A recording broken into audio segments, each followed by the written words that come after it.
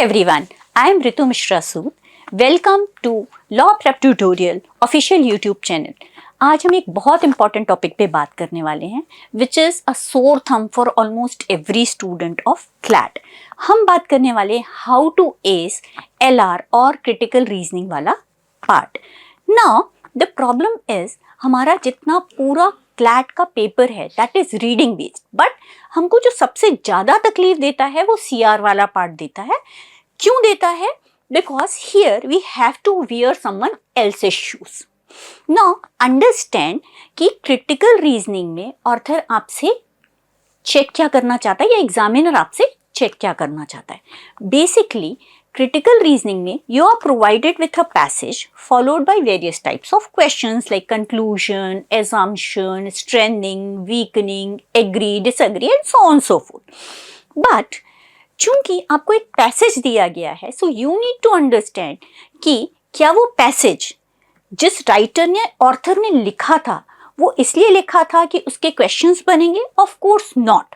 So what has happened, author ने वो passage लिखा था अपनी बात समझाने के लिए एंड किसी पेपर सेटर ने वो आर्टिकल उठाया और उसके क्वेश्चंस बनाए और आपके सामने सर्व कर दिया.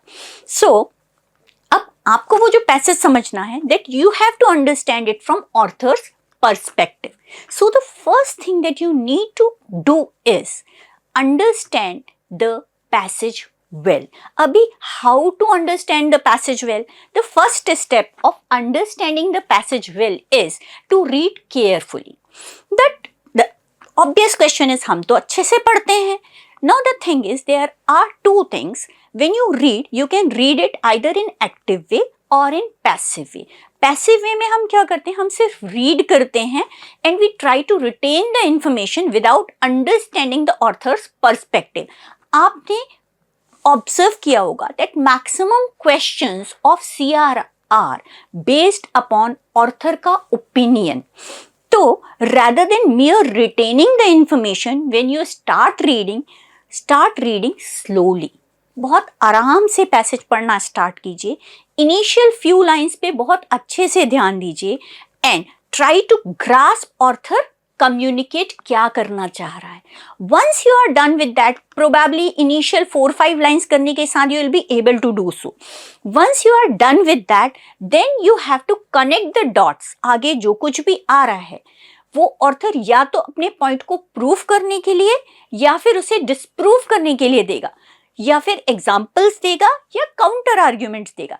तो आप केयरफुली रीड करने के साथ you will grasp the key idea author wants to say and then उसके बाद आप क्या करेंगे, जो भी आगे के पैराग्राफ्स हैं उनको कनेक्ट करेंगे. Okay, this is something that author has given to support the idea that he is trying to communicate.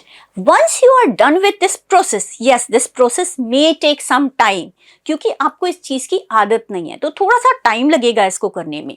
But once you are done with that, you will be ready with a blueprint of the passage or the structure of the passage. Okay, this is what he wants to communicate. These are the examples. These are the data. These are the facts and figures. Now, उसके बाद you need not to remember the facts and figures, examples and all that. आपको पता चल जाएगा कि ये support करने के लिए तो मुझे याद क्या रखना है, सिर्फ और सिर्फ की idea.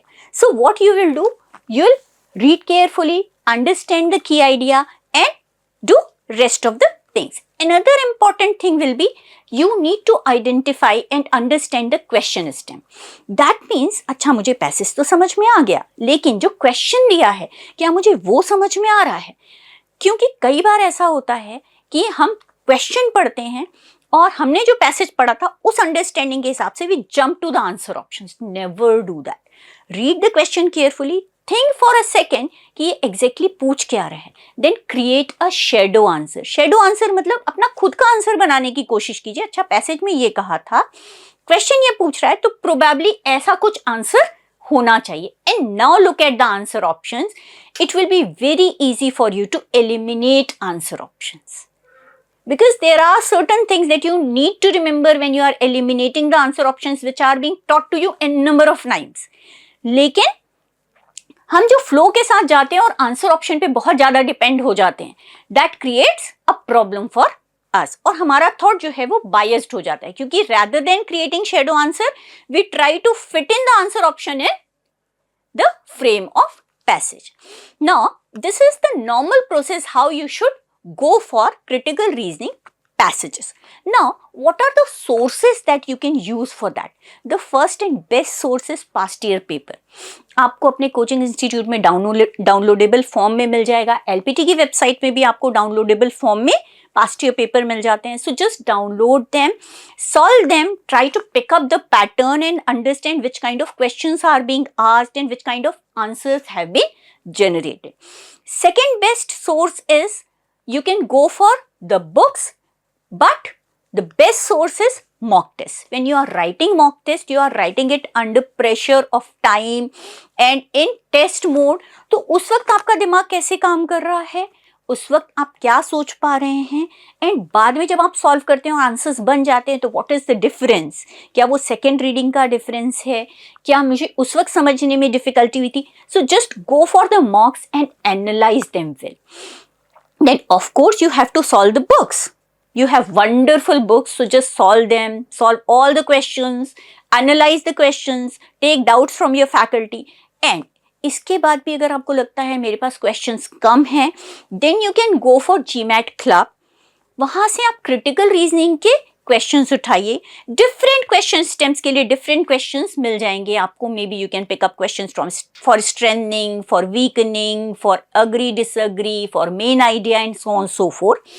And you can practise questions from that to get hold on critical reasoning part. I hope that this will make your critical reasoning journey a bit easy. For more such information, stay tuned. Thank you.